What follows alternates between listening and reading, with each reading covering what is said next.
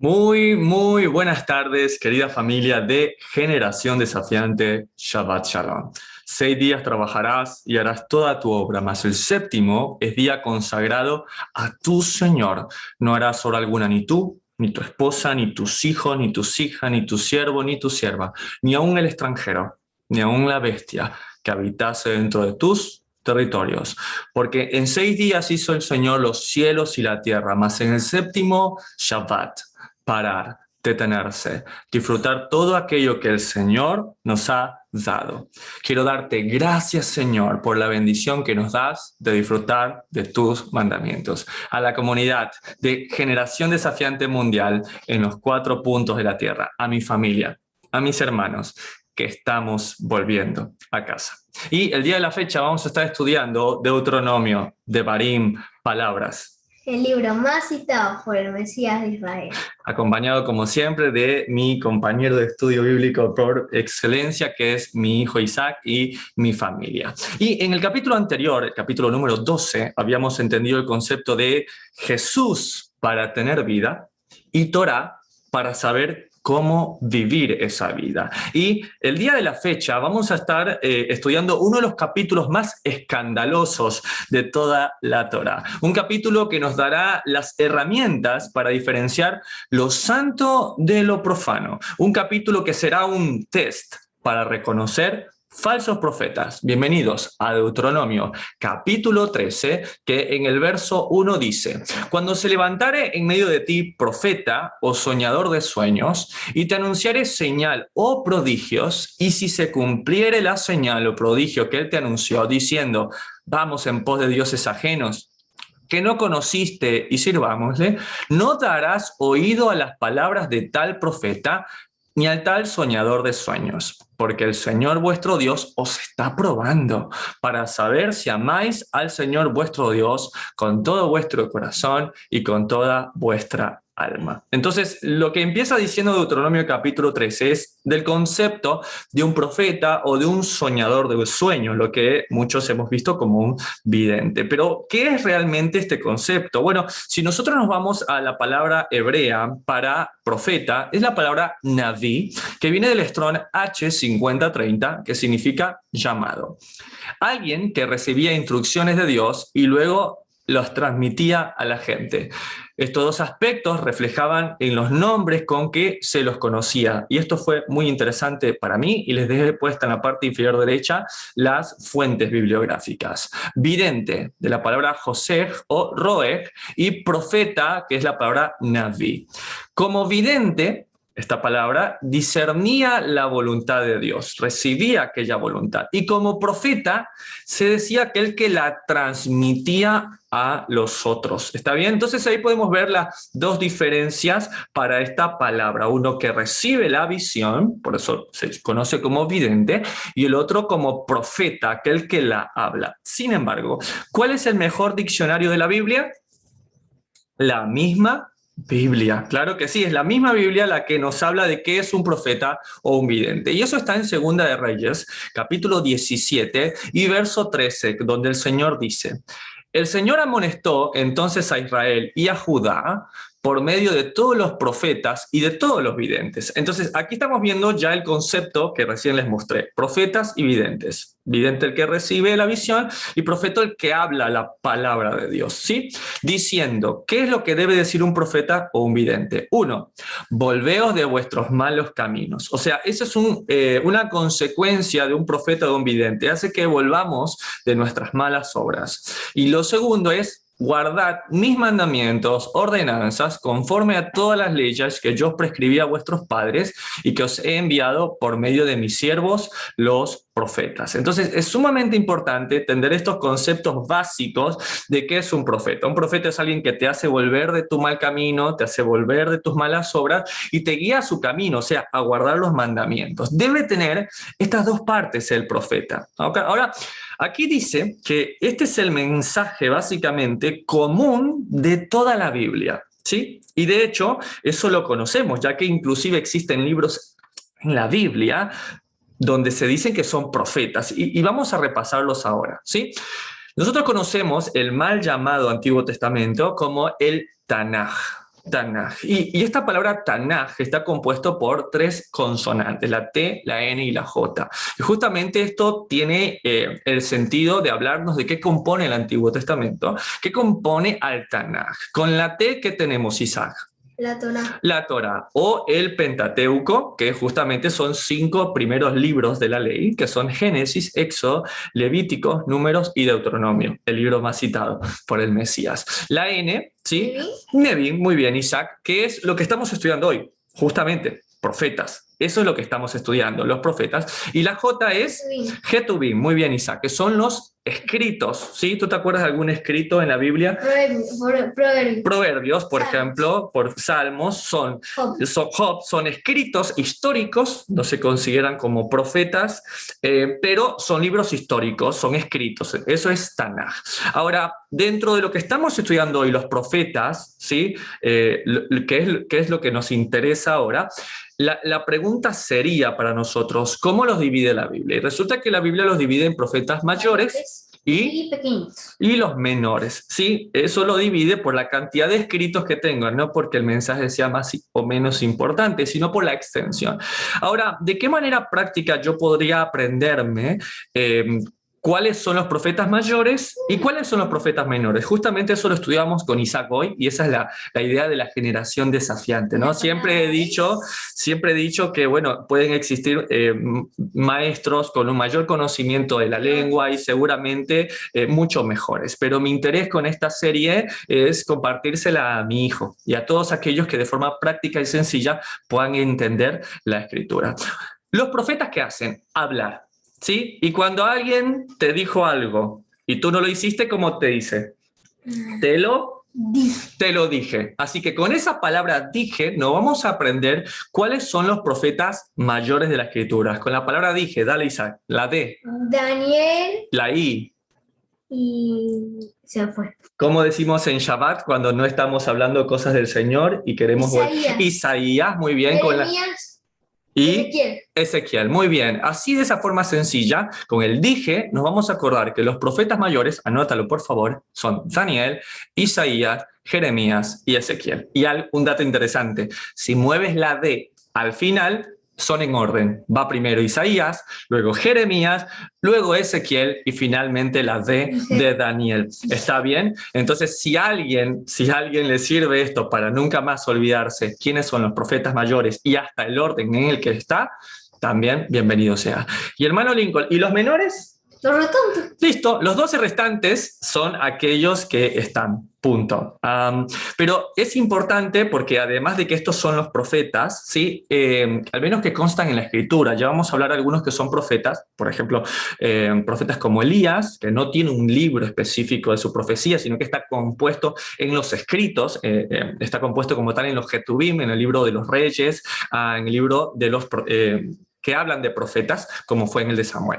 Pero luego de entender profetas mayores y menores, también tiene que ver a dónde llevaron su profecía, ¿o no?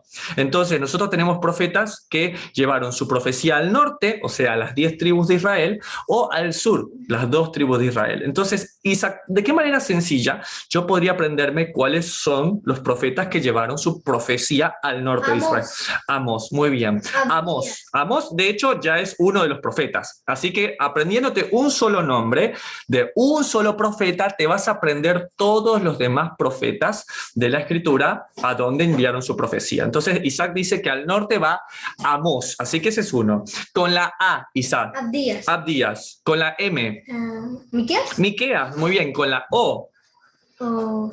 Oseas, muy bien. Y con la S, Jonás, que termina con la S, justamente, ¿sí? Entonces, de esta manera práctica y sencilla, mira que estamos aprendiendo un montón el día de hoy, ¿no? Ya aprendimos que los mayores son Dije, Daniel, Isaías, Jeremías y Ezequiel, y ahora estamos viendo que los profetas que fueron al norte, ¿sí? Con la palabra Amós, Abdías, Miqueas, Oseas y Jonás. ¿Y quiénes fueron al sur? Los restantes, ya está. Es muy sencillito así. Si a mí me dicen, por ejemplo, profeta Malaquías, por ejemplo, Amós, yo ya entiendo que Amós, ¿a dónde fue? Al norte. ¿Y Amós está en el dije? No. Entonces, ¿es profeta mayor o menor? Menor. Menor. Entonces, de esa forma sencilla, solo aprendiéndome dije para los profetas mayores y Amós para los profetas del norte, yo me puedo temporoespacialmente colocarme en un lugar donde me sienta más tranquilo. Pero además de esto, ¿sí?, que constan como profetas con libros dentro de la escritura, porque escribieron, de hecho, un manuscrito, existen otros profetas con ese título y lo vamos a revisar, ¿sí? Abraham, por ejemplo. Abraham, padre de la fe, tiene título de profeta según Génesis capítulo 20 y verso 7, donde dice, ahora pues devuelve la mujer a su marido, está hablando de Abimelech, rey de Gerar, porque es profeta y orará por ti y vivirás. Entonces, Abraham recibía, de hecho toda la escritura está llena de que hablaba con Dios, recibía la visión de Dios y luego la hablaba, ¿sí? Aarón, por ejemplo, fue portavoz de Moisés. Si bien Aarón no escuchaba a Dios directamente, o el que recibía la visión como tal era Moisés, por ejemplo, que era como el vidente, el que recibía la visión, pero Aarón se quiso excusar con Dios, ¿te acuerdas? Porque dijo Moisés se quiso excusar con Dios, dice, es que pasa que yo no hablo bien, sí, pero era tartamudo, entonces así viene Aarón. Entonces Aarón es un profeta portavoz de Moisés, donde dice en Éxodo 7:1, te he constituido Dios, o sea, juez para Faraón, y tu hermano Aarón será tu profeta, ¿está bien? Miriam, por ejemplo, la que conocemos como María, es llamada profeta, estamos hablando de la hermana de Moisés, ¿sí? Eso está en Éxodo 15, del 20 al 21, y dice, y María, la profetisa, hermana de Aarón, tomó un pandero en su mano y todas las mujeres saliendo en pos de ella con panderos y danzas. Por ejemplo, Miriam en este caso recibía la visión de parte de su hermano, ¿sí? Y quien profetizaba, hablaba, ¿sí?, en este caso cantando, de hecho, es Miriam, la hermana de Moisés. Débora, por ejemplo, en Jueces 4:4 también era profetisa. Hulda, mujer de Salum, en 2 de Reyes 22:14. La mujer de Isaías, en Isaías 8:3. Ana, por ejemplo, también de la tribu de Aser, que está en Lucas, capítulo 2 y verso 36. Y las 4 hijas de Felipe, ¿sí?, seguidor del Mesías, en Hechos, capítulo 21 y verso 9. Entonces, yo ahí les dejé las fuentes para que ustedes las puedan checar y para que se den cuenta que el oficio de ser profeta, de hablar palabra de Dios, no necesariamente el tener una visión, pero hablar la palabra de Dios era algo que se hacía hablando o cantando, y muchas de ellas, de hecho, las encargadas, y les he dado muchos ejemplos, eran las mujeres, como lo hemos aprendido en los Salmos. ¿Está bien? Juan, vamos a ir con los hombres también. Juan el Bautista fue declarado así por el Mesías en Mateo 11:9. Entonces, ¿qué salisteis a ver? ¿A un profeta? Sí, os digo, y más que un profeta. Y al menos el Evangelio no dice que haya recibido una visión de los cielos y dio ojo blanco y que el Espíritu le habló algo particular. Él decía, arrepentíos y convertíos y volved al Señor. Lo que hablaba Juan era la Torá. Juan hablaba la palabra de Dios y ya eso lo consideró un profeta de Dios, el hablar palabra de Dios. Pablo, el apóstol Shaul, ¿sí?, estimó el don profético por encima del don de lenguas, del dogma de hablar otro idioma, recibiendo como vidente tal vez alguna revelación.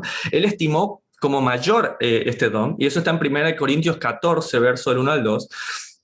Pero el que profetiza, a diferencia del que habla en lenguas, habla a los hombres para edificación, exhortación y consolación. Entonces, cuando alguien consuela a través de la palabra de Dios, está usando el don profético. Está bien, de igualmente, todo lo que tiene que ver con la Torá, ¿sí? Entonces, qué importante seguir entendiendo estos conceptos.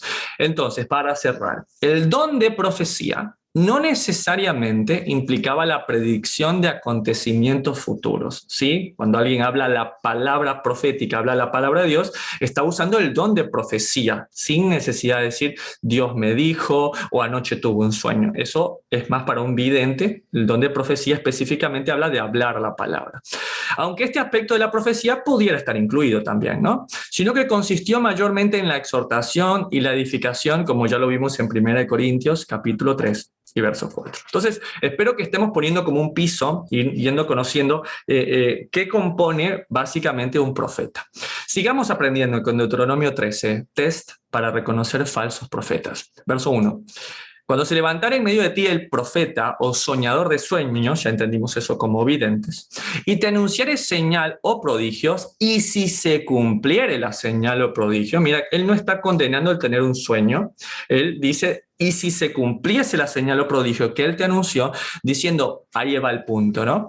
Vamos en pos de dioses ajenos que no conociste y sirvámosles. No darás oído a las palabras de tal profeta ni al tal soñador de sueños, porque el Señor vuestro Dios os está probando para saber si amáis al Señor vuestro Dios con todo vuestro corazón y con toda vuestra alma. Entonces aquí vemos claramente que Moisés nos cita que hay falsos profetas que pueden hacer señales, prodigios y milagros. Y uno se queda como impresionado, o sea, no puedo entender eso. O sea, está diciendo hermano Lincoln que un hombre que viene de parte de Satanás puede darle vista a los ciegos, puede hacer esto, y no lo digo yo, lo está diciendo Moisés, y también el apóstol Pablo lo asegura en la segunda carta de Tesalonicenses, capítulo 9, que dice así, verso 9, dice, inicuo cuyo advenimiento es por obra de Satanás. Agárrate, esto es realmente tremendo.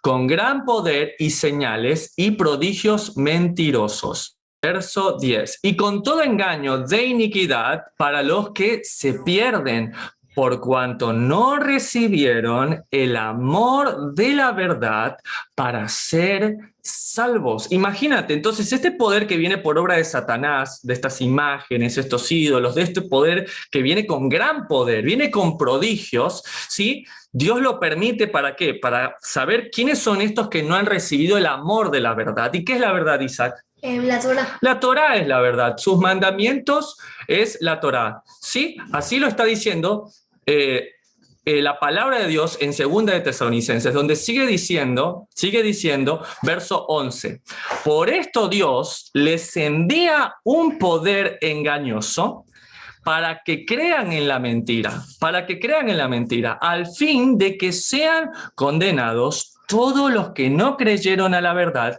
sino que se complacieron en la injusticia. Es tremendo esto. Segunda de Tesalonicenses, capítulo 2, nos está realmente abriendo los ojos y diciendo que va en consonancia con lo que dice Moisés. Moisés dice que Dios va a permitir que haya personas que vienen de parte de Satanás con grandes poderes y milagros. ¿Para qué? Para que se termine de ver quiénes aman a Dios por su palabra o quiénes están simplemente por los milagros. Como le dijo el Señor, quiénes están por la multiplicación de los panes y de los peces y quiénes están por el duro mensaje. Y dice la Escritura que muchos se apartaron de Jesús cuando escucharon que el mensaje, además de tener milagros, tenía palabra de Dios. Y este poder engañoso es tremendo. Sí, muchos podrían decir, hermano, pero a mí no me va a engañar.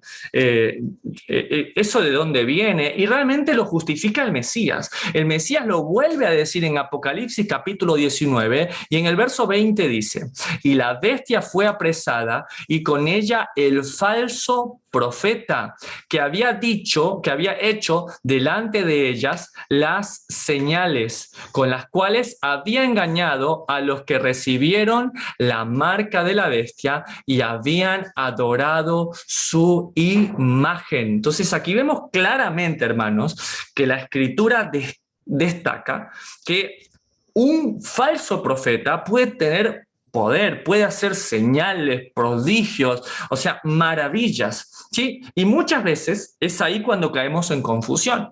El desconocer que si bien la mayoría de las veces todo es un gran cuento, la hechicería y la adivinación y estos brujos, también es cierto que puede haber en muchos de ellos detrás un poder, ¿sí? O un falso poder que muestra milagros y prodigios. Y es allí cuando se vuelve difícil muchas veces predicar la palabra de verdad. Porque en alguien que pone por encima de la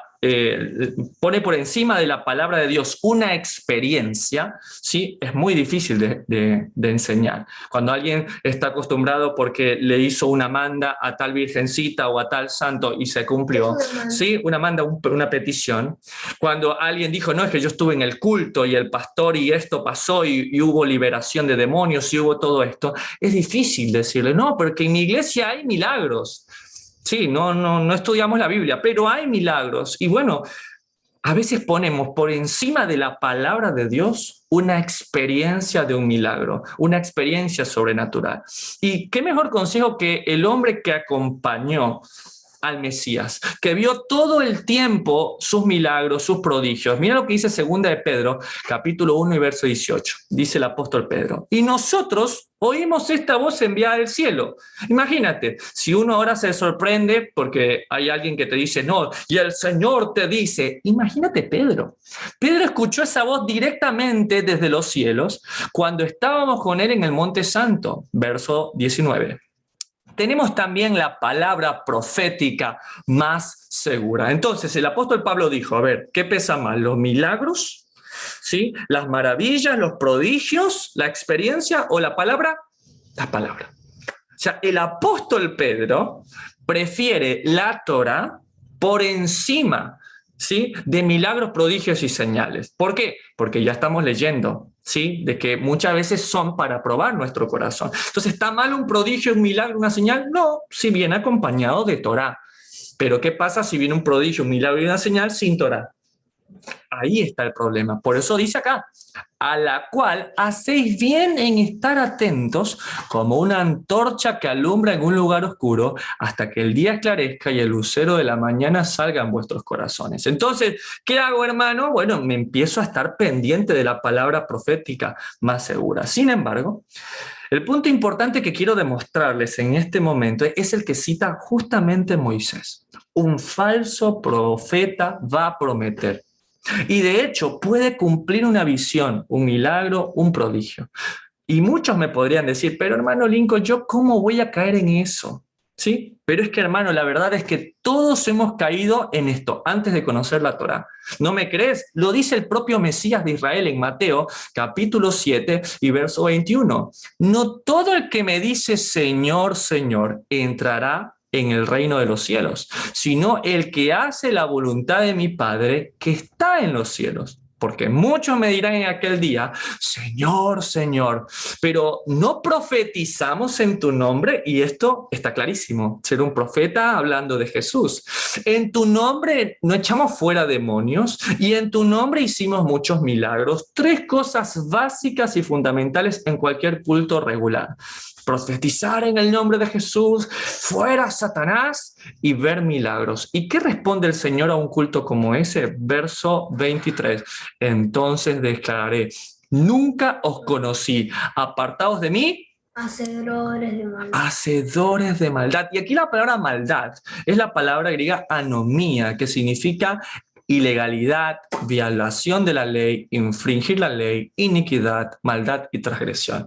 Sí, hay poder, claro que sí, hay poder. Lo estamos leyendo desde Deuteronomio 13, desde 2 de Tesalonicenses capítulo 2 y verso 9. Estamos viendo que la Escritura está lleno de que va a haber poder de esto, claro que sí. ¿Cuál va a ser la diferencia? Que uno va a tener Torá y el otro no va a tener Torá. De hecho, los que puedan hagan el estudio con nosotros Apocalipsis, donde mostramos los comentarios bíblicos que existen en la cristiandad, donde cuando muestran muchas veces al jinete de caballo blanco, todos dicen que es el Mesías. ¿Sí? Viene con paz, viene con tranquilidad, aparentemente viene a abolir todos, la ley del humanismo, amémonos todos, free world, ¿sí? Mundo libre. Y cuando ven que después llega uno que con su boca le sale una espada que los mata, se quedan desconcertados. Porque ese va a ser el gran engaño. ¿Sí? Un hombre con muchos milagros que viene a abolir la ley y a decir todos los mandamientos de mi Padre están abolidos, hoy lo importante es el amor. ¿Sí? Va a ser justamente el falso profeta y va a venir con milagros, y va a venir con señales, y ahí es cuando debemos, como dijo el apóstol Pedro, estar claros, estar pendiente de la Escritura. ¿Por qué? Porque él mismo lo dice en 2 de Pedro 1, verso 20, entendiendo primero esto, queridos familia de generación desafiante, ninguna profecía de la Escritura es de interpretación privada. No es que ahora todo se abole. ¿Por qué? Y es que Dios me lo dijo. Ah, no. Es que Dios me dijo que ustedes tienen que hacer esto porque Dios me puso a mí. Ah, ¿y dónde dice eso en la palabra? Ah, no, es que Dios me lo dijo a mí. ¿Y quién más estaba? No, solo yo. Ah, mira qué conveniente. Qué conveniente que Dios te hable solamente a ti, que no nos pueda dar la palabra de Dios para certificar esto. Verso 21, porque nunca la profecía fue traída por voluntad humana, sino que los santos hombres de Dios hablaron siendo inspirados por el Espíritu Santo, y las palabras son espíritu, dijo el apóstol Pablo, son vida. Entonces, ¿a qué te lleva la palabra profética? ¿Sí? La palabra profética te lleva a volverte de tus malos caminos y a guardar los mandamientos. Punto. Todo eso que no haga esto es un falso profeta. Pero vamos repasando en este test para reconocer falsos profetas.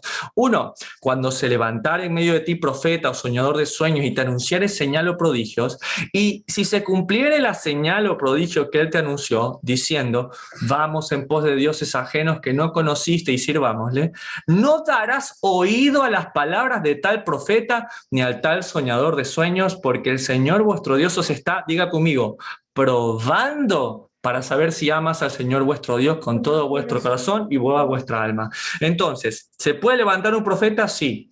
¿Puede que sus señales se cumplen? Sí. Pero lo que termina haciendo es apartándonos del Señor, ¿sí? Donde sus palabras no son de exhortación, ¿sí? En el caso de que nuestros actos no sean correctos, por ejemplo, sino que su fin es el de agradar al que escucha y no que nuestros caminos sean corregidos.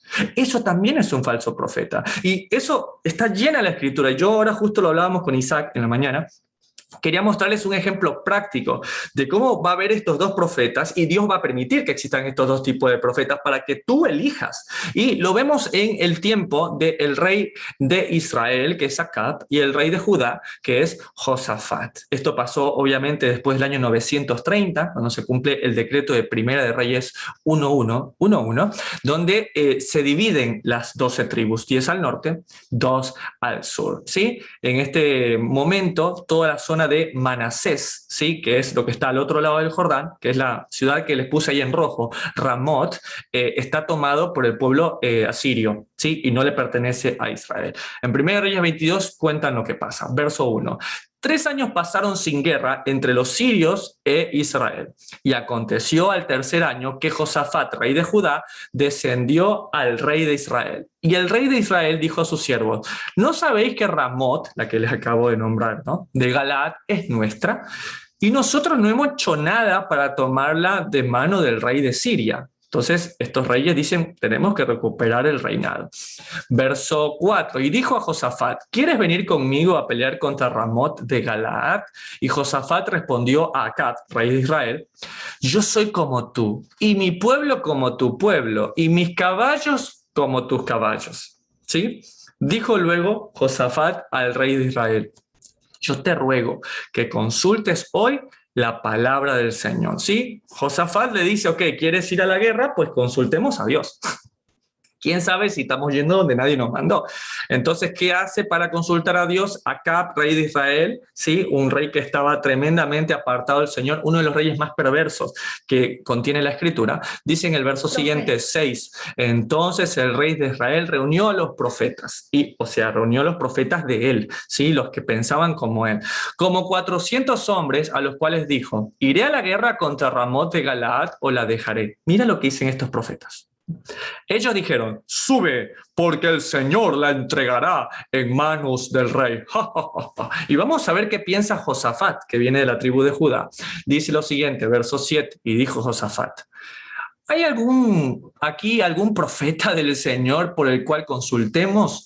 Como que no le cerró a esos profetas, parecían más aduladores, parecía más un séquito de seguidores, de fanáticos, que hombres de Dios. Verso 8. El rey de Israel respondió a Josafat, aún hay un varón por el cual podríamos consultar al Señor de los ejércitos, al Dios de Israel.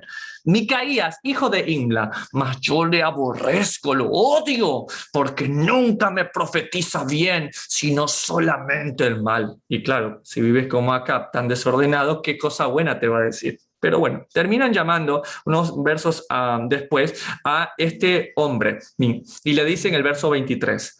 Ahora, he aquí, el Señor ha puesto espíritu de mentira en la boca de todos tus profetas. Y aquí está muy en consonancia con lo que leímos en Deuteronomio 13, con lo que hemos leído en 2 de Tesalonicenses capítulo 2 y verso 9, de lo mismo. O sea, va a haber espíritu, van a tener señales, van a tener visiones, un poco de cosas, pero te van a apartar de la palabra de Dios. Y el Señor ha decretado el mal acerca de ti. Entonces se acercó Sedequías, hijo de Kenana, y golpeó a Micaías en la mejilla, uno de los profetas del lado de este rey, diciendo: ¿por dónde se fue de mí el Espíritu del Señor para hablarte de ti? Entonces aquí vemos claramente que aún este poder engañoso, Dios lo permite. Dios lo permite, ¿para qué? Para que tú en algún momento veas milagro de un lado, milagro del otro, ¿y qué vas a hacer en ese momento? ¿A quién vas a elegir? ¿Por quién te trae más show?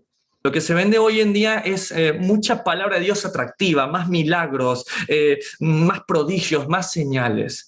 Sí, más promesas. Pero Dios está poniendo ahora a prueba con la palabra del Señor. Entonces esto es importantísimo. ¿Qué terminaría haciendo en este momento?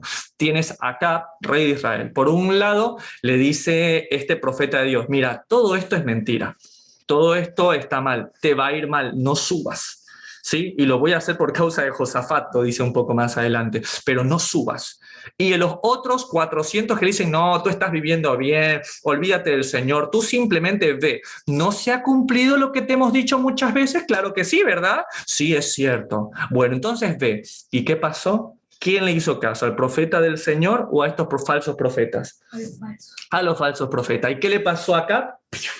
Así es, Acab terminó muriendo por una flecha, como lo dice en el verso 37, murió pues el rey y fue traído a Samaria y sepultaron al rey en Samaria y lavaron el carro en el estanque de Samaria y los perros lamieron su sangre y también las rameras se lavaban allí, conforme a la palabra que el Señor había hablado. ¿Está bien?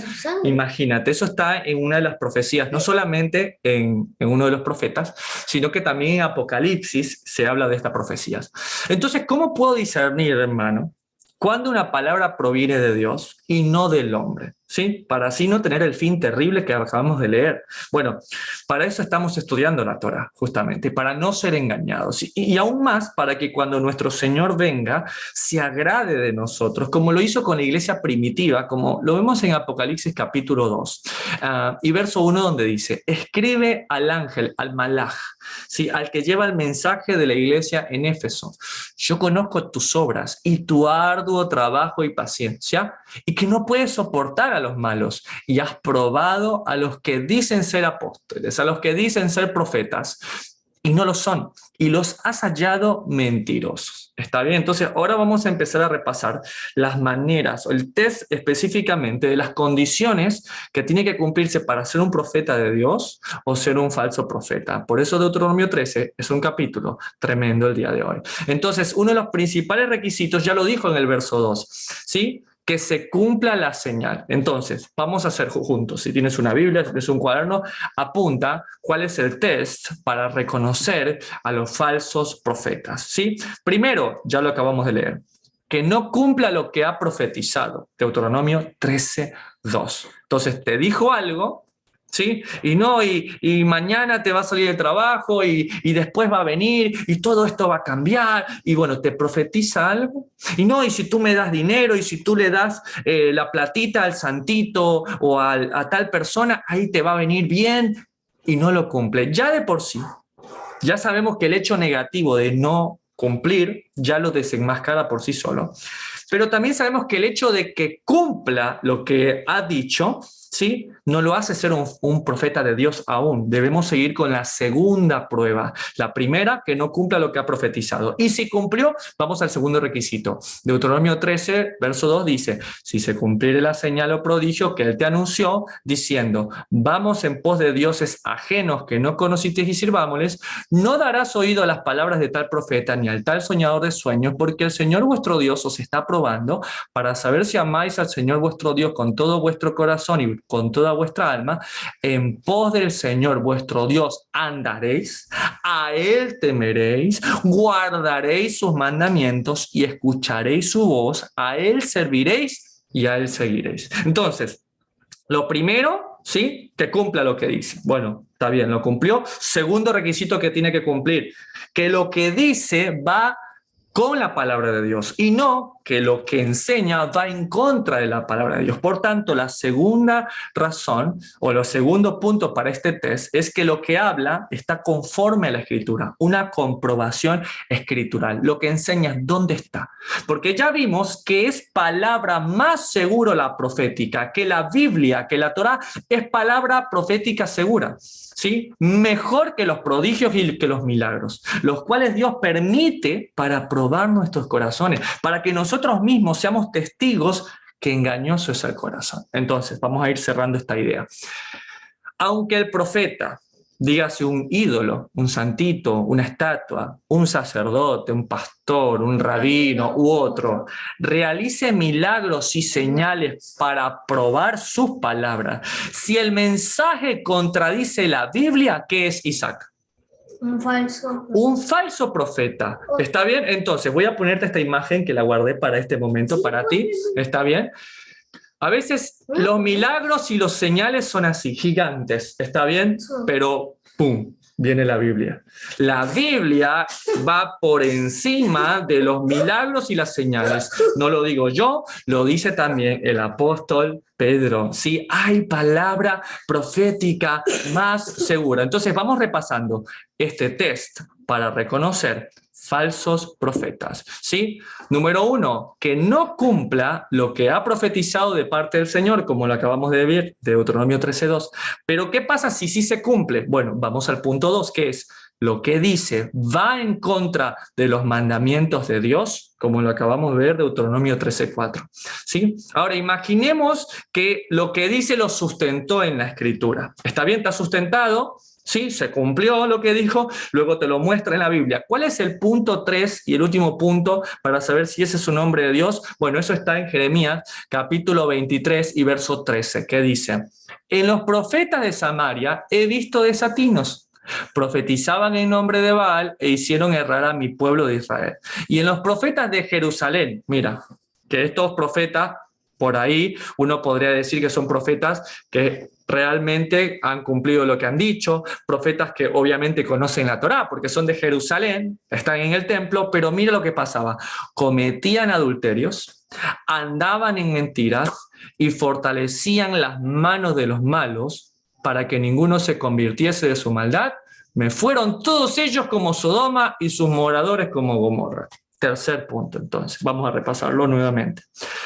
Punto número 1, que no cumpla lo que ha profetizado de parte del Señor, Deuteronomio 13:2. Si lo cumple, voy al número 2. Lo que dice, va en contra de los mandamientos del Señor, como lo dice Deuteronomio 13:4, ¿sí? Poníamos el ejemplo de los sacerdotes de Jerusalén, pero el 13 es importantísimo. Su vida va en contra de los mandamientos del Señor, o sea, aparentemente sabe mucho del idioma, aparentemente conoce la Escritura, es un doctor de Biblias, te muestra todos sus gafetes y sus presentaciones, como sus identificaciones, sus credenciales. Es que yo estudié yo estudié en la universidad en Jerusalén y un montón de cosas, pero su vida es un desastre. Exacto, es un desastre. Va en contra de los mandamientos del Señor. Esto es importante. Y esto arranca conmigo, ojo, dice la Escritura en Ezequiel capítulo 9, que el juicio cuando llegue va a empezar por los de la casa. Esto es primero para mí, ¿sí? Lo que yo ando diciendo como un hombre de Dios, ¿se cumple? ¿Cómo está mi palabra? ¿Voy en contra de los mandamientos de Dios cuando enseño? ¿Sí? ¿Cómo está mi vida? ¿Cómo está mi esposa? ¿Cómo están mis hijos? ¿Cómo está mi casa? Porque ya lo hemos estudiado en los libros de Timoteo también, que aquel que no controla su propia casa, ¿sí? no tiene nada que hacer estando a cargo de algo. Entonces, realmente estos puntos son bastante fuertes, por eso yo le llamé a este capítulo un capítulo escandaloso, test para reconocer falsos profetas. ¿Y por qué estamos tan insistentes estudiando esto hoy?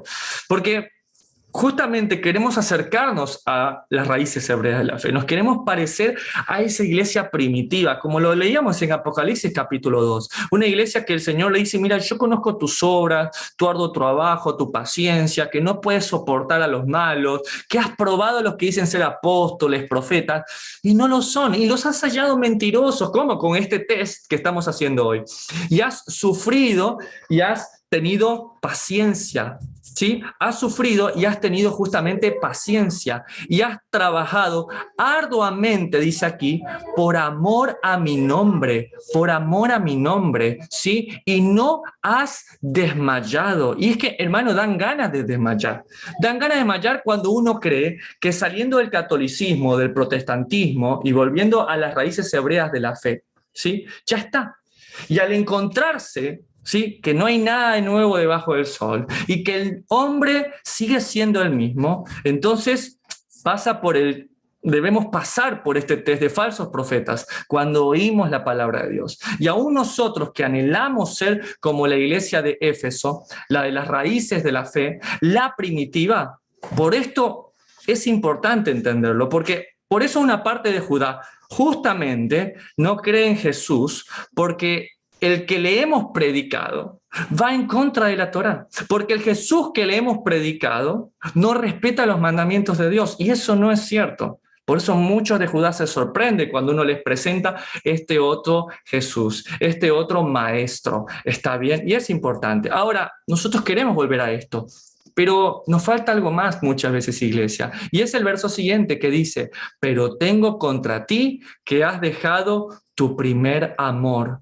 Recuerda, por tanto, de dónde has caído y arrepiéntete y haz las primeras obras, pues si no, vendré pronto a ti y quitaré tu candelero de su lugar. ¿Y el candelero qué es? Es la Torá.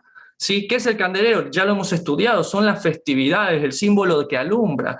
Y a veces queremos ser como muy duros con la palabra y nos hemos olvidado de nuestro primer amor. Y cuando nos olvidamos del primer amor, cuando nos olvidamos de la misericordia, el Señor lo dice, puedo quitar lo que te he dado también. Entonces esto es muy importante, si no te hubieses arrepentido. Entonces, ¿qué hago, hermano? Yo necesito mucho orden y mucho amor, como se los quise compartir hoy. Toda la vida se resume en mucho amor y mucho orden. Todo en la vida. Lo mismo es con nuestra fe. Mucho amor por quien nos libertó, quien nos dio salvación, que es Jesús. Sí, el que tiene al Hijo tiene al Padre. Amar a Jesús. Pero mucho orden también, al guardar sus mandamientos en respuesta a ese amor. Todo en la vida es así. Criar a los hijos no es mucha corrección y poco amor, ni mucho amor y poca corrección, es mucho de los dos. De igual manera, nuestra vida espiritual. Y con esto, finalmente seremos como la iglesia que el Señor anhela, la que no dejó su primer amor, la conocida como la iglesia de Filadelfia, la filial, donde hay amor, la que tiene mucho amor, pero también tiene mucho orden. Para saber más de esto, te invitamos a que hagas con nosotros el estudio de Apocalipsis verso por verso en Generación Desafiante. Deuteronomio 13 y verso 5 dice: tal profeta o soñador de sueños ha de ser muerto, por cuanto aconsejó rebelión contra el Señor vuestro Dios, que te sacó de la tierra de Egipto y te rescató de casa de servidumbre y trató de apartarse del camino por el cual el Señor tu Dios te mandó que anduvieses, y así quitarás el mal de en medio de ti. Si te incitare tu hermano, hijo de tu madre, o tu hijo, o tu hija, tu mujer, o tu amigo íntimo, diciendo en secreto, vamos y sirvamos a dioses ajenos que ni tú ni tus padres conocisteis. ¿Sí? Y es increíble esto, porque aquí el castigo no es por profetizar, no es por soñar, sino por la consecuencia de esta predicación. Sí, Isaac. Esto me recuerda a esto me recuerda a la película de Josías, que en la parte 2 decía, cuando encontraron el libro de la ley, y le estaba leyendo que decía que si tu hijo, tu hermano, tu madre, tu padre, tu amada esposa te dice, vamos a adorar a otros dioses, dice que no hay que obedecerlo y lo que hay que hacer es matarlo. Ahí está, es durísimo, durísimo. Y gracias, Isaac, por hacer esa referencia al rey Josías, ¿no? Y justamente aquí hay un castigo, una consecuencia por esa predicación. Y es por esto que el Antiguo Testamento, mal llamado así por Marción del Ponto, es tan atacado, ¿sí? ¿Por qué? Porque veamos este momento, se pone por encima De la familia, la misma palabra de Dios. Y es por esto que muchos prefieren al Dios del Nuevo Testamento, como he escuchado, creyendo que Jesús, por ejemplo, no es de este pensamiento, que Jesús va en contra del pensamiento de poner a la palabra de Dios por encima de la familia. Pero eso no lo dice el Evangelio. Vamos a ir todos juntos a Marcos capítulo 3. 20. Y se agolpó de nuevo la gente, de modo que ellos ni aún podían comer pan. Imagínate la cantidad de gente que había. 21. Cuando lo oyeron los suyos, vinieron para prenderle porque decían, está fuera de sí. Y los que hacen todo el estudio verso por verso del libro de Marcos van a saber que la familia de Jesús específicamente, y eso también está todo el libro de Juan capítulo 7, sus hermanos específicamente no creían en él, ¿sí? Todos sus hermanos, ¿no? José, Simón, Judas, ellos no creían en él, ¿no? El famoso Santiago, no tenían fe de que él era el Mesías. ¿Por qué? Porque la familiaridad arruina las relaciones. Esto pasa en el matrimonio. Como tengo una super mujer casada conmigo y como es mi mujer, creo que puedo tratarla como sea y no le doy el título que debe tener de mi esposa, mi amada. Pasa muchas veces los hijos a los padres. Tengo un padre genial, pero como es mi papá, yo puedo tratarlo como sea. Pasa con los amigos, ¿no? Pasa con los amigos también. Ya cuando tengo una amistad con cierta persona, le puedo llamar como sea y no guardo ese respeto. Pues lo mismo pasa aquí. ¿Sí? La familia, por la familiaridad que tenía con Jesús, no creían que él fuese el Mesías. Y de hecho, hasta su propia mamá, que recibió la visión del ángel Gabriel, le hicieron dudar de esto, porque dijeron, vamos, porque está fuera de sí, está diciendo que es el Mesías y algo le puede pasar. En el verso siguiente, un poco más adelante, en el 31, se concreta esta búsqueda por el Mesías, donde dice en el verso 31, vienen después sus hermanos y su madre, quedando afuera, enviaron a llamarle. Y la gente que estaba sentada alrededor de él le dijo, tu madre y tus hermanos están afuera y te buscan. Y Jesús, que conoce, ¿sí? El Mesías conoce la intención del corazón, no es un hombre común, ¿no? ¿Sí? Él mismo, ¿sí? Jesús, ¿sí? La esencia del Padre, Dios, sabe el corazón de las personas y él dice, mira, me vienen a buscar por esto. Y mira lo que dice el verso 33. Él les respondió diciendo, ¿quién es mi madre y mis hermanos? 34. Y mirando a los que estaban sentados alrededor de él, dijo, he aquí mi madre y mis hermanos. Porque todo aquel que hace la voluntad de Dios, ese es mi hermano y mi hermana y mi madre. Y muchos cuando leen este pasaje, pero no entienden el contexto de Marcos 3, muchos dicen, pero Jesús, qué malcriado, ¿no? Qué insolente, ¿no? Salía a recibir a su madrecita y a sus hermanos. ¿No acaso el evangelio es para la familia también? Sí, pero estamos viendo que el contexto es que querían llevárselo de allí. Este está loco, está fuera de sí, los romanos lo van a matar, se cree el Mesías, mamá, si este es el que nos arregla la puerta. O sea, la familiaridad arruina las relaciones. Deuteronomio capítulo 13 y verso 7 dice, de los dioses de los pueblos que están en vuestros alrededores, cerca de ti o lejos de ti, desde un extremo de la tierra hasta el otro extremo del alba, no consentirás con él, ni le prestarás oído, ni tu ojo le compadecerá, ni le tendrás misericordia, ni lo encubrirás, sino que lo matarás. Tu mano se alzará primero sobre él para matarle y después la mano de todo el pueblo. Y es durísimo castigo, como el que nos decía Isaac. Y es por esto que el Tanaj, o como repito, el mal llamado Antiguo Testamento es tan atacado, porque para muchos roza, según algunos, en el fanatismo, de que lo blanco es blanco y lo negro es negro, que lo santo es santo y lo profano es profano. Y aún cuando se trata de la misma familia, y entonces muchos toman a Jesús como una referencia y dicen, yo por eso me gusta Jesús, por eso yo solo leo el Nuevo Testamento, porque Jesús no habla de esto, de problemas, de hablar de espada, matar a filo de espada, y eso no lo dice el Evangelio. Mateo capítulo 10 y verso 34 dice, no penséis, no se equivoquen, no piensen que he venido para traer paz a la tierra, no he venido para traer paz, ¿sí? Ausencia de guerra, sino espada. Esas son las palabras del Mesías, porque he venido para poner disensión al hombre contra su padre, a la hija contra su madre, a la nuera contra su suegra, y a los enemigos del hombre serán los de su casa. Entonces, para aquellos que están luchando en su propia casa, en su familia, el decir, ok, hay que amar a los padres, sí, hay que honrarlos, sí, conforme al Señor, dice la Escritura. O sea, yo amo a mi padre. Si mi padre viene y me dice que yo me tengo que postrar ante un ídolo, ante una imagen, hasta ahí llego en la obediencia. Lo amo, oro por él, le deseo lo mejor, claro que sí, pero como lo dice la Escritura en el verso siguiente, el que ama a padre o madre más que a mí, no es digno de mí. El que ama a hijo, a hija más que a mí, no es digno de mí. Y el que no toma su cruz y sigue en pos de mí, no es digno de mí, pues el que haya su vida la perderá, y el que pierde su vida por causa de mí la hallará. Y Jesús lo vivió. Su propia familia decía, está loco, está fuera de sí, mamá, ¿sí? Está fuera de sí.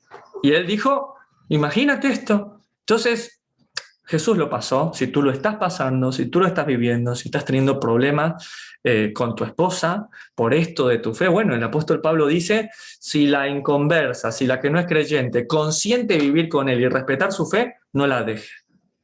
Pero si la otra persona no quiere vivir, bueno, uno tiene que preferir al Señor por encima de todos. Está bien, eso no quiere decir no amar, no ser misericordioso.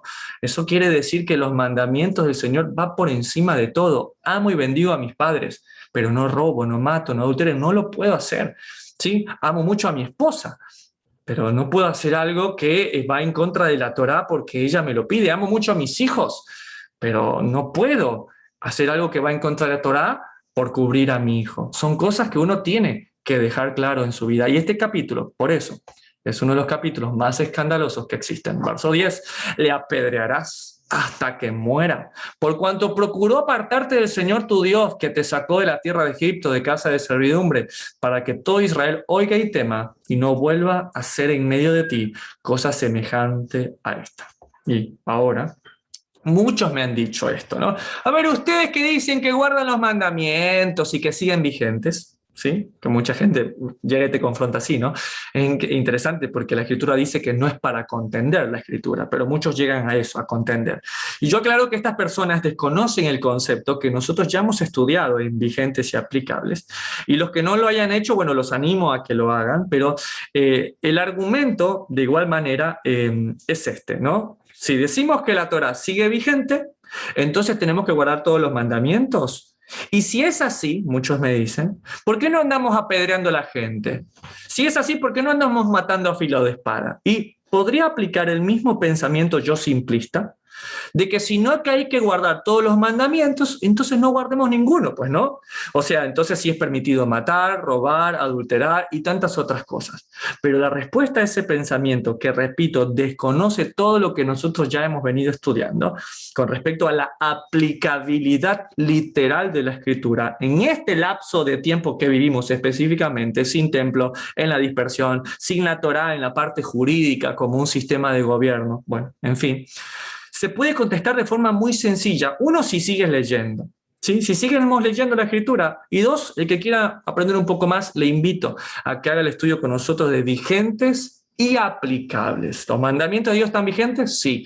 ¿Muchos son aplicables en nuestros días? Pues no. No significa, algunos sí están aplicables, pero no significa, exacto, pero algunos no lo están en este lapso de tiempo. Pero un día llegará el Rey y todos van a ser aplicables.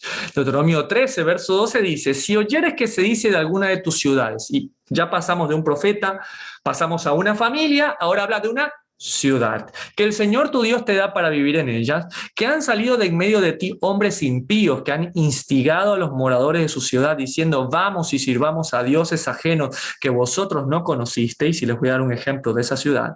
Tú inquirirás y buscarás y preguntarás con diligencia, y si pareciere verdad, cosa cierta, que tal abominación se hizo en medio de ti, irremisiblemente herirás a filo de espada a los moradores de aquella ciudad, destruyéndola con todo lo que en ella hubiere, y también matarás a sus ganados a filo de espada. La verdad que, honestamente, sabio es el Señor, ¿no? Que estipuló que para eliminar todo aquello todo aquello que pueda destruirnos, hay que arrancarlo de raíz. Pero como les he dicho, esto no era común ni siquiera en Israel. Casi que no existen hechos históricos que estos mandamientos se hayan cumplido. Y eso lo podemos ver ¿en qué? En la perversión en la que estaba profundamente sumergido Israel, porque menospreció el consejo del Señor. Y es justamente, ¿sí?, el que vivamos en este lapso de tiempo de gracia, no quiere decir que no debamos cumplir sus mandamientos. No quiere decir que podemos equivocadamente hacer lo que hizo Judá. Que Judá, esperando un león, vino un cordero lleno de gracia y de favor y lo desestimó. Que no nos pase a nosotros, que esperando un cordero, lo que viene es el león rugiente de la tribu de Judá, el cual no va a tener contacto con el pecado. Y yo sé que parece brutal destruir todo este botín que están diciendo aquí, todo este anatema, que al final es eso, toda esta maldición de estos pueblos. Pero finalmente hay que destruir todo en nuestras vidas que tenga el potencial de contaminarnos o destruirnos a nosotros o a nuestros hijos. Y si bien ya hemos explicado muchas veces que estas leyes están vigentes, pero que no son aplicables, ya que vivimos en la dispersión, bajo un régimen que no es teocrático, donde la Torá no es el centro, y como le fue dicho a Jeremías, de hecho, ¿recuerdan? Que en la dispersión debe estar sujetas a esas naciones y buscar la paz de esas ciudades, no quiere decir que en cuanto el reinado del Mesías se establezca, todas y cada una de estas leyes que han estado vigentes se volverán aplicables. Y para los que preguntan, oye, ¿por qué no andan apedreando gente? Porque eso es continuamente la teología simplista de esto. ¿Por qué no andas matando? Pues la respuesta siempre es sencilla. No se cumplen los requisitos estipulados por la Torá para ejercer estos mandamientos. No hay Sanedrín, ¿sí?, este consejo de 70 ancianos, no hay jueces en Israel, no hay un sistema legal conforme a la Torá, que sigue vigente, pero que no es aplicable. Pero como les vengo diciendo y repitiendo, vendrá un día en que el juez aparecerá y serán abiertos los libros y se juzgará. Y esto pasará como ha pasado antes, ¿sí? Y la razón muchas veces que no acontece esto que estamos viendo en Deuteronomio 13 es porque en la ciudad muchas veces, como lo dice la Escritura, viven justos. ¿Por qué tal vez la ciudad en la que vives no ha pasado este juicio? Es porque viven justos en esa ciudad. Por ejemplo, te voy a dar el ejemplo de esto como fue Abraham. Abraham habla con Dios, come con Dios, camina con él. Dios le cuenta el plan que tiene para Sodoma y Gomorra, ¿sí?, que es el plan que está aquí en Deuteronomio 13. El plan que está en Deuteronomio 13 es el que el Señor va a llevar a cabo con Sodoma y Gomorra. Y Abraham le pide algo increíble en el capítulo 18 de Génesis de la siguiente manera, 23. Y se acercó a Abraham y dijo, ¿destruirás también al justo con el impío? Quizás haya 50 justos dentro de la ciudad. ¿Destruirás también y no perdonarás al lugar por amor? A los 50 justos que estén dentro de él, lejos de ti el hacer tal que hagas morir al justo con el impío, ¿sí? Y que sea el justo tratado como el impío, nunca tal hagas. El juez de toda la tierra no ha de hacer lo que es justo. Imagínate lo que le está pidiendo. Y dice en el verso siguiente, verso 26, entonces respondió el Señor Elohim, si hallare en Sodoma 50 justos dentro de la ciudad, perdonaré a todo este lugar por amor a esos 50 justos. Y Abraham se la juega toda en el verso siguiente. Génesis 18, 27. Abraham replicó y dijo, he aquí ahora que he comenzado a hablar con mi Señor, aunque soy polvo y ceniza, quizá faltarán de 50 justos 5. ¿Destruirás por aquellos 5 toda la ciudad? Y el Señor le responde, no la destruiré si hallare allí 45. Abraham sigue apostando y dice en el verso 29, y volvió a hablarle y dijo, quizás se hallaré allí 40, no 50, 40. Y respondió, no lo haré por amor a los 40. Y Abraham dice y dijo en el 30, no se enoje ahora mi Señor, y si hallare ahí 30. Y respondió el Señor, no lo haré si existiera allí 30. Y va Abraham, sigue y dice en el 31, y dijo, he aquí ahora que he emprendido el hablar a mi Señor, quizás se hallaré allí 20. No la destruiré, respondió, por amor a los 20. Y Abraham se la juega toda en el verso 32 y volvió a decir, no se enoje contra mí, mi Señor, y si hablare solamente una vez, quizás se hallaren 10. 10. 10. No la destruiré, respondió, por amor a los 10. Imagínate, Abraham llegó hasta 10 y el Señor se fue. Luego que acabó de hablar con Abraham. Y Abraham volvió a su lugar. ¡Qué tremendo encuentro que se tiene el Señor con Abraham! Sí, Abraham ve cara a cara con Dios, ve a Mashiach, ve a aquel que dice el libro de Miqueas que sus salidas son desde el inicio hasta el final, que él no obedece los tiempos, él está presente delante del Señor. Muchas veces hay ciudades que no son destruidas porque existen justos. No es el caso de Sodoma y Gomorra, que no llegaron ni a 10 con Lot y su familia, pero es importante saber que tal vez ese el juicio aún no llega en nuestras ciudades, en nuestras familias. Así que confía. Ten confianza que a pesar de que tengas una ciudad atestada de pecado, tal vez tu familia es lo que está permitiendo que el tiempo de la misericordia se prolongue, porque dice la Escritura que si no fuera por los justos, estos días no acabarían. Verso 16, y juntarás todo su botín de en medio de la plaza y consumirás con fuego la ciudad y todo su botín, todo ello como holocausto al Señor tu Dios, y llegarás en un montón de ruinas para siempre y nunca más será edificada. Y aquí Dios está hablando de un concepto que es el anatema. ¿Qué es el anatema? Bueno, el anatema es todo aquello que tiene la posibilidad de traer perdición o maldición o destrucción. ¿Qué quiere decir? Cuando toman una ciudad, que siempre pasa eso, en un país siempre hay una ciudad que es la más perversa.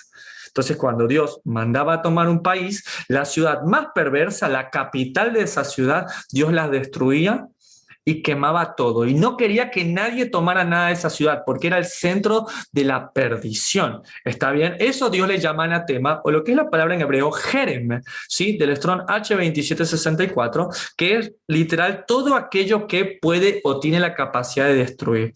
Eso pasó, por ejemplo, no solamente aquí, sino que hay una ciudad específicamente que tomó el pueblo de Dios con Josué, ¿sí? Que tocaron shofar y se cayeron las murallas. ¿Cuál es esa ciudad, Isaac? Con J de Jericó. Muy bien, Jericó. La ciudad de Jericó en Josué capítulo 7 es destruida. Es tomada como anatema, como algo maldito. Entonces dijo, no quiero que tomen nada de esta ciudad. Y se lo dice en el verso 11, el Señor, Israel ha pecado.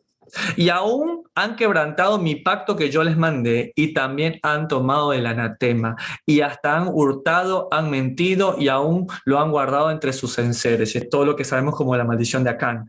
Ahora, todo esto que tomó, que Dios dijo, mira, esa primera ciudad, esa capital donde está atestada de pecado, la vas a destruir, no se va a volver a reedificar y se va a quemar todo. Por eso en Deuteronomio 16 dice, juntarás todo su botín en medio de la plaza, consumirás con fuego la ciudad, todo su botín, todo ello como holocausto al Señor tu Dios, y llegará a ser un montón de ruina para siempre, y nunca más será reedificada.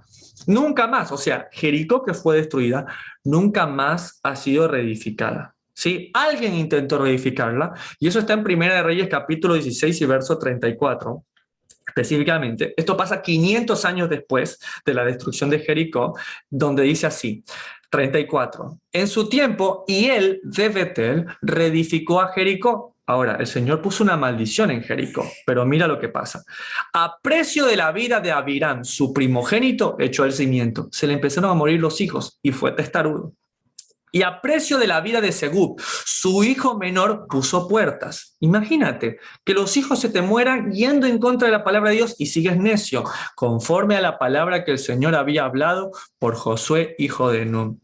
Entonces, imagínate, o sea, 500 años después este hombre tercamente dijo, bueno, es que eso ya pasó. No, la palabra de Dios no pasa, nunca pasa. Si Dios dijo algo, bueno, eso es así. Dios te dijo, no matará, no robará, no andará comiendo murciélago. Bueno, esa palabra no cambia. Esa palabra se permanece, los cielos y la tierra pasarán, mas su palabra no pasará. Y este hombre olvidó la palabra de Dios, ¿sí?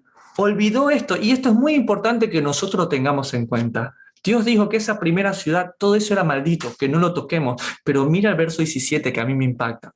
no se pegará tu mano nada del anatema, como lo vimos ahora con Josué, para que el Señor se aparte del ardor de su ira y tenga de ti misericordia y tenga compasión de ti y te multiplique como lo juró a tus padres. Y ya les mostré que la palabra anatema, esta palabra habla sobre algo que tiene la capacidad de traer destrucción, la capacidad que tiene de traer contaminación a tu familia. Ahora, es interesante porque dice, no se pegará. No se pegará, y ahí la palabra pegará es davak, que significa como quedarse pegado, como que te persiguieron, y a mí me llama la atención porque este término pegará, ya que es como cuando muchas veces tratamos de justificar el pecado, por ejemplo.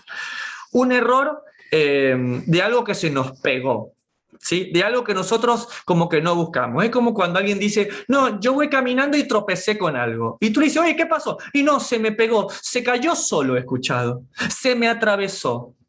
¿Sí? No se dio cuenta. Claro, no se dio cuenta, pero también es pecado. ¿Por qué? Porque dice, no se pegará, pon atención. También hemos leído, ¿sí?, que es pecado no prestar atención, y lo vamos a ver. Porque en el caso más adelante que te voy a poner, Isaac, dice que el Señor dice, mejor es prestar atención a sus mandamientos que andar dando sacrificios. Entonces hay que prestar atención. Yo sé que a veces los estudios pueden ser a veces cansados, largos, pero también dura 2 horas una película y estamos atentos. Entonces también la palabra de Dios necesita que prestemos la atención que es necesaria. Yo escucho muchas veces, estando en un grupo de varones y escuchando muchas veces en consejería, muchos hombres que dicen, no, es que le fui infiel porque se me ofreció. Yo no quería, pero esta mujer se me desnudó y me incitó y bueno, y yo soy carne. Bueno, eso no es que se me pegó a la mano, no. O sea, quiere decir que él no la buscaba, pero la mujer se le desnudó y bueno, él por eso se acostó con ella. Entonces no, porque sabemos que claro, es como que el pecado siempre va a ser pegajoso, Isaac. El pecado siempre va a ser como ese dulce que se pega como la miel, siempre va a ser así pegajoso. Sí, pero también hay otra cosa pegajosa. Gozo pegajoso. Muy bien, exacto. Ya se me pega. Pero entonces, justamente, Isaac, si las cosas de Dios son buenas, son pegajosas, yo tengo que alejarme de lo que también es pegajoso. Aquí dice que la escritura, que el anatema no se te pega a la mano. O sea que muchas veces, Isaac, ¿sí?, te va a pasar esto. Te va a pasar de que las cosas del mundo muchas veces no son desagradables. Muchas veces, por ejemplo, el pecado se presenta, vamos a poner un ejemplo, como una mujer atractiva, una mujer que te dice cosas lindas. De hecho, Proverbios 7 y 8, y la gran mayoría de estos proverbios, dice que la lengua de una mujer pagana, de una mujer que no ama a Dios, es dulce, te quiere convencer. ¿Cómo convenció Dalila a Sansón? ¿Le gritaba? No, porque era linda, le hablaba cosas bonitas. Entonces el pecado, Isaac, se puede pegar. ¿Por qué? Aquí hay 2 implicancias importantes. Una, que el pecado es pegajoso, o sea, se muestra deseable, atractiva, como un azúcar derretida. Y lo segundo, que nuestra carne, nuestra tendencia siempre es al mal, como las moscas a caer en la trampa. Entonces el pecado nunca va a cambiar, pero nosotros sí podemos, ¿sí? Porque si no podemos terminar perdiéndolo todo, como lo perdió el primer rey de Israel, por causa de este pecado. Eso lo encontramos en 1 Samuel 15, y con esto vamos a terminar. Cuando el Señor le manda a hacer una tarea al rey Saúl para destruir a un pueblo, le dice en el verso 1, después Samuel dijo a Saúl, el Señor me envió a que te ungiese por rey sobre su pueblo Israel. Ahora pues, está atento a las palabras del Señor. Así ha dicho el Señor de los ejércitos, yo castigaré lo que hizo Amalec a Israel al oponérsele en el camino cuando subía de Egipto. Vinieron los amalecistas, se pusieron a pelear. Dice que cuando Moisés levantaba las manos, Israel ganaba. Cuando él las bajaba, Israel perdía. Entonces aquí vinieron Aarón y Hur y le levantaron las manos, le sostenían las manos para que Israel ganara. Entonces Dios le fue a dar el pago a Amalec muchos años después, imagínate. Entonces dice en el verso siguiente, 8, y tomó vivo a Agag, rey de Amalec, le dijo que destruyera todo, pero él tomó vivo a Agag, rey de Israel, pero a todo el pueblo mató a filo de espada. Y Saúl y el pueblo perdonaron a Agag, que era amalecita, y a lo mejor de las ovejas y del ganado mayor, de los animales engordados, de los carneros y de todo lo bueno. Y no lo quisieron destruir, mas Todo lo que era vil, feo y despreciable, destruyeron. Imagínate, verso siguiente. Y vino pues Samuel a Saúl, y Saúl le dijo: bendito seas tú del Señor, yo he cumplido la palabra del Señor. ¿Está bien? Y Samuel entonces dijo: pues qué balido de ovejas y qué bramido de vacas es este que yo oigo con mis oídos. O sea, ¿qué le decía a Saúl? Yo he cumplido la palabra del Señor. Sí, yo hice como Dios me dijo. Vete, mentiroso. Entonces, ¿qué pasaba aquí? Samuel ni siquiera lo puede escuchar, porque más fuerte que sus palabras hablaban sus hechos, sus actos. Entonces, de esa misma manera, muchas veces somos nosotros. A veces es más fácil hablar de la palabra del Señor, pero son nuestros actos, lo que venimos hablando hoy. El que nuestra vida vaya conforme a la palabra del Señor es uno de los 3 requisitos para reconocer a un falso o a un verdadero profeta. Verso 15, y Saúl respondió: de Amalec los han traído porque el pueblo perdonó lo mejor de las ovejas y de las vacas para sacrificarlas a tu Dios, pero lo demás lo destruimos. Aquí hay algo, Isaac, que te quiero enseñar y que nunca debe pasar, ¿sí? La culpa es de la mujer.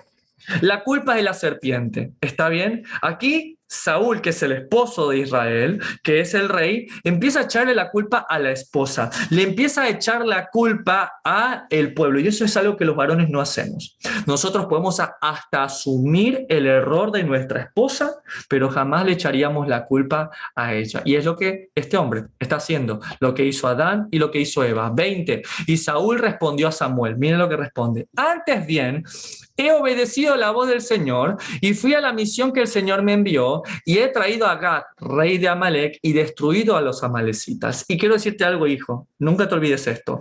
La obediencia a medias, más o menos obediencia, es desobediencia. ¿Por qué? Aquí Agag es rey de los Amalec. ¿Mató a los amalecitas? Sí, pero un descendiente de Agag fue Amán, el malvado Amán. ¿Qué hizo el malvado Amán, Isaac? Hizo matar a todos. Exacto, prácticamente casi destruye y a toda Judá, a todos los judíos. Entonces, lo que parecía, ay, pero solamente traje a un amalecita. Ese amalecita y uno de sus descendientes casi extermina a Judá. ¿Dios fue o no fue sabio diciendo que extermina a todos los amalecitas? Imagínate entonces la obediencia a medias. Entonces Saúl hubiera obedecido eso. Imagínate, no hubiese pasado. Entonces, esto es importantísimo, porque obediencia a medias, Isaac, es desobediencia. Es desobediencia. Mira lo que sigue diciendo. Mas el pueblo tomó del botín, escucha esto, ovejas y vacas, las primicias del anatema, para ofrecer sacrificios al Señor tu Dios en Gilgal. ¿Qué te parece, Isaac? ¿Qué había que hacer con el anatema? No había que tocarlo, había que eliminarlo, había que quemarlo. ¿Y qué hizo la gente? Lo tomó. Por eso este capítulo es importante. Por eso 1 Samuel 15 va de la mano con Deuteronomio 13. Pero aquí parece que Saúl le dice: yo no quise, se me pegó. El pueblo me pegó, se me pegó a mí porque yo no quise traerlo. Pero es que el pueblo sí. No importa, Saúl, se te pegó la primicia en tus manos. Ah, pero yo no quise, lo hizo el pueblo. Pero tú eres el esposo, Saúl. Tú no debiste haber permitido, es el rey, tú no debiste haber permitido que ese anatema se te pegue a ti. Siguiente verso, verso 22. Y Samuel dijo: ¿se complace el Señor tanto en los holocaustos y víctimas como en que se obedezca a las palabras del Señor? Ciertamente, y esto acuérdate, hijo, el obedecer es mejor que los sacrificios. Y el prestar atención, lo que vimos hoy, prestar atención que la grosura de los carneros. Es que no me di cuenta. No me di cuenta, entonces sin querer ofendí a mi mamá. Es que no me di cuenta y sin querer me sacaron una foto donde estaba medio desnudo. Es que no me di cuenta. Recuerda, hijo, que la ingenuidad... no me di cuenta y me enojé. Eso me pasa muy seguido. Bueno, por eso necesitamos la palabra de Dios, porque la palabra de Dios nos va conduciendo. La palabra dice: instruye a tu hijo cuando es pequeño y cuando sea grande no se olvidará del Señor. Y eso estoy haciendo contigo el día de hoy. Mira lo que sigue diciendo y con esto terminamos. 23, porque como pecado de adivinación es la rebelión y como ídolos e idolatría la obstinación, algo que viene muy cimentado en nosotros, el no adorar ídolos, ¿verdad? Pues cuando alguien no quiere obedecer a Dios, lo hace. Eso es un idólatra también. Es igual. Para Dios eso es igual. Yo sé que te sorprende, pero es así, hijo. Por cuanto tú desechaste la palabra del Señor, Él también te ha desechado para que no seas rey. Y así, querida familia, se va el primer rey de Israel. Así se va. No le sirvió ser democrático, no le sirvió complacer al pueblo, echarle la culpa, queriendo excusarse. No, así se va el primer rey de Israel. Y de esta misma manera también se va a ir Salomón por desobediencia. Tampoco le alcanza a Salomón la sabiduría si no la lleva a la práctica. Y así también nos vamos a ir nosotros. Si tomamos la gracia como excusa para pecar, o en palabra del apóstol Pablo, en Romanos 5 y verso 20, pero la ley se introdujo para que el pecado abundase.